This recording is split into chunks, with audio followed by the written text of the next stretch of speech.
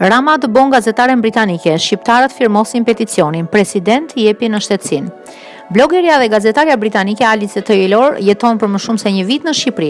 Ajo ka bërë dhe plot artikuj për vendin tonë, por para 3 ditësh ajo ka publikuar në rrjetin social Twitter se i kanë anuluar lejen e qëndrimit në Shqipëri.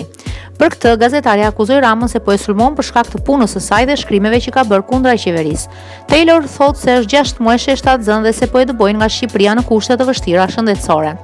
Statusi i plot i Alices. Qeveria shqiptare, pasi më sulmoi mua dhe partnerin tim për shkak të punës si gazetare dhe kritikat e mia ndaj tyre, tani më kanë anuluar rinovimin e lejes së qëndrimit. Kështu tani jam në Shqipëri në mënyrë të palishme dhe më kërkojnë të largohem pavarësisht se kam një certifikat mjekësore, duke thënë se nuk mund të udhëtoj për shkak të komplikimeve që mund të kem, pasi jam pothuajse 6 muajshe shtatzën me një fëmijë shqiptar.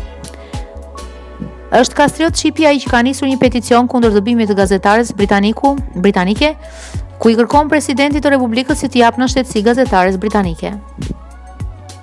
Në letrën e drejtuar presidentit të Republikës, ata shprehen se gazetarja kritikoi qeverinë ndaj edhe po dëbohet. Sipas tyre, ky nuk është një vendim i drejtë pasi të kthehej në kohën e komunizmit. Peticioni ka si target 500 persona, ku deri më tani e kanë firmosur 400 persona. Letra e plot, shkëlqësi. Siç është raportuar nga mediat, gazetare së mirënjohur britanike Alice Taylor, prej vitesh rezidente në Shqipëri, është refuzuar pas një arsye dhe sqarim leja e qëndrimit nga autoritetet shqiptare.